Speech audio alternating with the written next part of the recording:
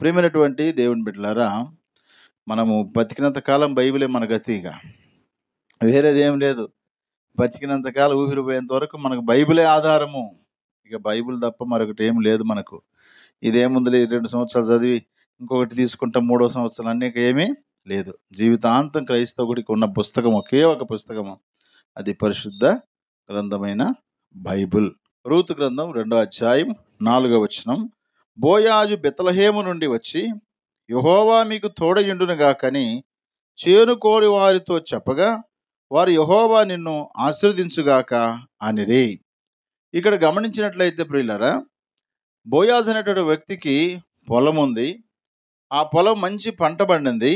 ఆ పంట పండిన తర్వాత కోయడానికి తన పనివారిని పంపించినప్పుడు అదే ప్రాంతంలో మోయాబు దేశంలో సమస్తము కోల్పోయినటువంటి నయోమి తన యొక్క కోడలైనటువంటి రూతు కూడా, అత్త ఇదిగో పలాని ఏరియాకు నేను వెళ్తున్నాను, నేను వెళ్ళి పరిగెని వేరుకొని వస్తాను, నన్ను పంపిస్తావా అని అత్త పర్మిషన్ తీసుకుంది. సరే నా కుమారి వెళ్ళు అని చెప్పేసి అనగానే ఈమె పోవడం ఎక్కడికి వెళ్ళిందంటే ఆ యొక్క బోయాజు యొక్క పొలం దగ్గరికి వెళ్ళింది. పోతూ పోతూ ఒక మాట అన్నది, నా మీద ఎవరైనా కటాక్షం చూపుతారో, నా మీద ఎవరైనా దయ చూపుతారో వారి పొలంలో నేను పరిగె వేరుకుంటాను అత్త అని వాళ్ళ అత్తకు స్పష్టంగా చెప్పి రూతమ్మ వెళ్ళింది. అయితే వెళ్ళిన తర్వాత ఆమె పరిగె వేరుకుంటుంది, కోసేవారు కోస్తా ఉన్నారు. అయితే పొలము యజమానైనటువంటి బోయాజు రానే వచ్చాడు. బోయాజు వచ్చి ఒక మంచి మాట మాట్లాడుతున్నాడు. ఎక్కడి నుంచి వచ్చాడు బోయాజు అంటే బెత్లెహేము నుండి పొలము దగ్గరికి వచ్చాడు. చూడండి, ఒక వ్యక్తి జీవితంలో పొలము ఎంత ప్రాముఖ్యమైందో మనం గమనించాలి. అలాగే మన ఆధ్యాత్మిక జీవితంలో కూడా మన ఇల్లు బెత్లెహేము అయితే పొలమనగా సంఘములోనికి తప్పకుండా మనము రావాలి. ఎప్పుడైతే బెత్లెహేము అనేటువంటి ఇంటిని విడిచిపెట్టి పొలము అనేటువంటి సంఘములోకి మనం వస్తామో తప్పకుండా మనకి ఏమొస్తుంది అనే మాట మనం చూస్తే, బోయాజు బెత్లెహేము నుండి వచ్చి యెహోవా మీకు తోడయుండునుగాకని వారితో మాట్లాడుతూ ఉన్నాడు. హల్లెలూయా. బెత్లెహేములో ఉండువారులారా యెహోవా మీకు తోడయుండునుగాక అన్నాడా? లేదా పొలములో ఉన్న వారిని చూసి యెహోవా మీకు తోడయుండునుగాక అన్నాడా? పొలములో ఉన్న వారి దగ్గరికి వచ్చి యెహోవా మీకు తోడయుండునుగాక అన్నారు. బెత్లెహేములో ఉండేవారిని గురించి మాట్లాడట్లేదు ఆయన. ఇంటిలో ఉండేవారి గురించి మాట్లాడటం లేదు. వారి ఇష్టానుసారంగా తిరిగే వారితో ఈ మాట మాట్లాడటం లేదు. ఒక దేవుని యొక్క తోడు ఒక వ్యక్తి జీవితంలో ఉండాలి అంటే తప్పకుండా పొలములో ఉండాలి, అనగా సంఘములో మనం ఉండాలి. సంఘం అనే పొలములో ఎప్పుడైతే మనం ఉంటామో ఆశీర్వాదం అనేటువంటి పలుకులు, ఆశీర్వాదం అనేది తప్పకుండా మనకు మన కుటుంబాలకు తప్పకుండా ఉంటుందనే సంగతిని మనం గమనించాలి. అయితే బోయాజు చెప్పినట్టు మాటలో యెహోవా మీకు తోడయుండునుగాక అని అన్నాడు కదా. ఎవరికి దేవుడు తోడై ఉంటాడు? ఊరక సాధారణంగా బ్రదర్ యెహోవా నీకు తోడయుండుగాక అంటే సరిపోద్దా? ఉంటాడా? తోడు ఉంటాడా? పోనీ మీరు నన్ను సార్ నీకు దేవుడు తోడైనడు పో అని చెప్పేసి అంటే సరిపోద్దా? కానే కాదు. ఒకరికొకరు ప్రోత్సాహం కోసమై దేవుడు నీకు తోడై ఉన్నాడు అన్నంత మాత్రాన దేవుడు తోడై ఉండడు. లేదా మనకు దేవుడు తోడై ఉన్నాడని మనం అనుకున్నంత మాత్రం దేవుడు మనకు తోడై ఉండడు. దేవుడు తన ప్రజలకు తోడై ఉంటాడనే సంగతిని ఇశ్రాయేలు పక్షాన మనం బాగా గమనించాం. మోషేకు తోడై ఉన్నట్టుగా నేను నీకు తోడై ఉంటానని యెహోషువతో మాట్లాడాడు. అంటే మోషే గాని యెహోషువ గాని దేవునికి అనుకూలమైన పద్ధతిలో దేవుని యొక్క స్వాధీనంలో దేవుని ఆధీనంలో ఉన్న కారణాన్ని బట్టి దేవుడు వారితో మాట్లాడుతూ వచ్చాడు. నేను మీకు తోడై ఉన్నాను అన్నాడు కదా.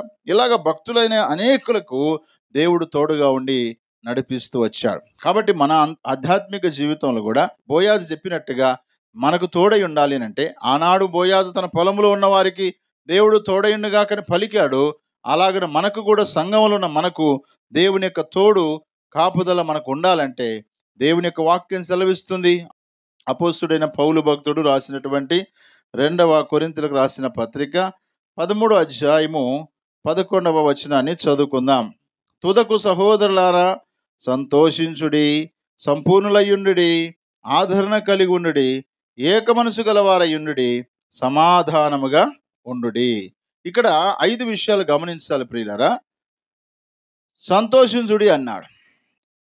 ఏడ్చేవాని దగ్గరికి వెళ్ళి సంతోషించుడు అంటే అది జ్ఞానం లేని మాటలు కదా, బుద్ధి లేని మాటలు. ఏడ్చేవారితో ఏడవండి, సంతోషించే వారితో సంతోషించండి, ఇదే పౌలు భక్తుడు చెప్తాడు. సంతోషించుడి అన్నాడు. ఫిలిప్పి పత్రికలు కూడా మనం చూస్తే 4:4 ఏముంది? ఎల్లప్పుడూ ప్రభునందు ఆనందించుడి, లేక సంతోషించుడి, మరలా చెప్పుదును ఆనందించండి అన్నాడు. సంతోషించమన్నాడు. ఈ లోకంలో చాలామంది భౌతికపరమైన అవసరాలు తీర్చబడినప్పుడు బాగా సంతోషించేవారు ఉన్నారు. మంచిగా పాస్ అయితే సంతోషించేవారు ఉన్నారు. ఉద్యోగాలు వస్తే సంతోషించేవారు ఉన్నారు. ఎక్కడైనా వెళ్తున్నప్పుడు డబ్బు దొరికితే దాన్ని బట్టి సంతోషించేవారు ఉన్నారు. పని దొరికితే సంతోషించేవారు ఉన్నారు. ఇంకా రకరకాలుగా వారి కుటుంబంలో అన్ని సమృద్ధిగా ఉన్నప్పుడు సంతోషించేవారు ఉన్నారు. కొంతమంది నూతన వస్త్రాలను బట్టి కూడా సంతోషించేవారు ఉన్నారు. బైబిల్ మనం గమనిస్తే ఆ యొక్క గొర్రెల కాపరులు కూడా చాలా సంతోషించారు కదా.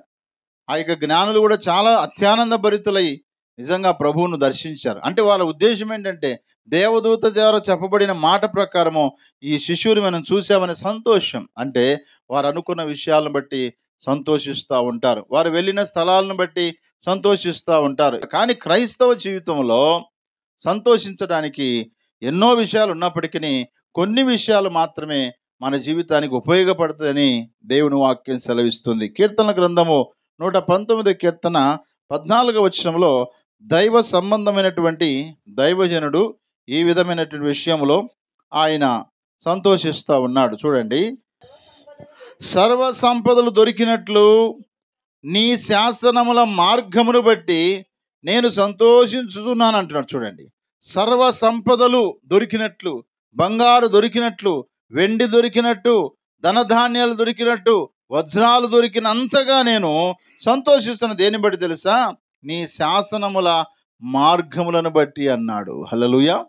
అంటే దేవుని యొక్క శాసనము, దేవుని యొక్క మార్గాలను బట్టి దైవజనుడు ఎంతగానో సంతోషిస్తూ ఉన్నాడు. మన జీవితాల్లో దేవుని శాసనం ఏమై ఉన్నది, దేవుని మార్గాలు ఏమై ఉన్నాయో, దేవుని మాటలు ఏమన్నాయో వాటిని బట్టి మనం సంతోషించే వారిగా ఉన్నప్పుడు తప్పకుండా దేవుడు మనకు తోడై ఉంటాడు. ప్రియులారా, కీర్తన గ్రంథంలో 32వ కీర్తన 11వ వచనం చదువుకుందాం.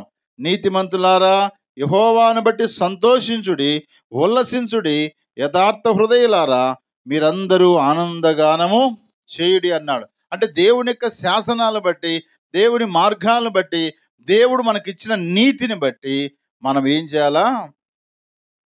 సంతోషించాలి. సంతోషించాలి. అలా సంతోషించలేకపోతే నిజంగా దేవుని తోడు మనకు దొరకదు ప్రియులారా. మొదటి పేతురు పత్రిక 4వ అధ్యాయము 13వ వచనం.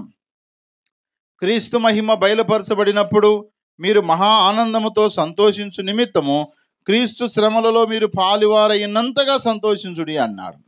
అంటే మనకు వచ్చే శ్రమలలో సైతము మనము సంతోషించాలి అంటున్నాడు. అన్నీ బాగున్నప్పుడు సంతోషం కాదు, మన శ్రమలలో మనం సంతోషించాలంటున్నాడు. కాబట్టి ప్రియులారా, ఫిలిప్పి పత్రిక 1వ అధ్యాయము 30వ వచనంలో ఒక మాట ఉంది. ఏంటంటే, క్రీస్తు యేసునందు మీరు విశ్వాసం ఉంచడం మాత్రమే కాదు కానీ ఆయన పక్షమున శ్రమపడుటయు మీకు అనుగ్రహించబడింది అన్నాడు. అనేక మంది భక్తులు ప్రభు కొరకు చాలా శ్రమలు పడ్డారు, చాలా ఇబ్బందులు పడ్డారు, చాలా అవమానాలు పడ్డారు. చివరికి తమ ప్రాణాలను కూడా పన్నంగా పెట్టేశారు. అయినా సరే వాళ్ళు దేవునిలో సంతోషించారు, దేవునిలోనే సంతోషించారు. కాబట్టి దేవునిలో ఉండి మనం సంతోషిస్తున్నప్పుడు తప్పకుండా దేవుడు మనకు తోడై ఉంటాడు. సంతోషంగా ఉండడానికి పరిస్థితులు అనుకూలంగా ఉండొచ్చు, ఉండకపోవచ్చు, కానీ భౌతిక పరంగా మనకు ఉండకపోవచ్చు వాస్తవమే. కానీ ఆధ్యాత్మికంగా ప్రభువులో మనం సంతోషించాలి. ప్రభు యొక్క మార్గాలను బట్టి, ప్రభు యొక్క శాసనాలను బట్టి మనం సంతోషించాలి. ప్రభు యొక్క మార్గములో కొనసాగుతూ ఆయన మనకిచ్చిన నీతిని బట్టి సంతోషిస్తూ శ్రమలలో మనం సంతోషించినప్పుడు తప్పకుండా ఎవరు తోడు ఉంటుందంట? దేవుని యొక్క తోడు మనకు ఉంటుంది. మొదటి పేతురు పత్రిక 4వ అధ్యాయము 14వ వచనం చూద్దాము. క్రీస్తు నామము నిమిత్తము మీరు నిందల పాలైన ఎడల మహిమా స్వరూపైన ఆత్మ అనగా దేవుని ఆత్మ మీ మీద నిలుచున్నాడు గనక మీరు ధన్యులు అన్నాడు. హల్లెలూయా. మీరు ధన్యులు అన్నాడు. ఎందుకంటే మీరు క్రీస్తు నిమిత్తమే హింసింపబడుతున్నప్పుడు, క్రీస్తు నిమిత్తమే శ్రమ పడుతున్నప్పుడు, క్రీస్తు నిమిత్తమే అవమానపరచబడుతున్నప్పుడు ఏదో జరుగుతుందని ఆశ్చర్యపడకండి, మాకెందుకు ఇన్ని నిందలు అని బాధపడకండి. కానీ దేవుని ఆత్మ మీ మీద నిలుచుచున్నాడు. ఎప్పుడో తెలుసా? దేవుని కోసం మనం బ్రతుకుతూ సంతోషిస్తున్నప్పుడు, అవమానాలు పాలవుతున్నప్పుడు కూడా ఏం దేవుని నమ్ముకున్నాం, ఆయన నమ్ముకొని ఏమి లాభం, నీ జీవితంలో ఏమీ ప్రయోజనం లేదు, నీ బ్రతుకు మారలేదు, నీ జీవితం మారలేదు, నువ్వు ఎక్కడేసిన గొంగలు అక్కడే ఉన్నావు, నీ దేవుడిని నేను చేయలేదు, నిన్ను ఆశీర్వదించలేదని చాలాసార్లు మనం మాట్లాడే మాటలకి అవమానంగా మనం ఫీల్ అవుతుంటాం. కానీ దేవుడు అంటున్నాడు పేతురు భక్తుని ద్వారా, మీరు క్రీస్తు నిమిత్తమై నిందల పాలైనప్పుడు, శ్రమల పాలైనప్పుడు, ఇబ్బందుల పాలైనప్పుడు దేవుని ఆత్మ మీ మీద నిలుచున్నాడని గమనించండి, మీరు చాలా ధన్యులని పేతురు భక్తుడు మనకు జ్ఞాపకం చేస్తూ ఉన్నాడు. కాబట్టి దేవుడు మనకు తోడు ఉండాలంటే సంతోషంగా ఉండాలి అన్నాడు.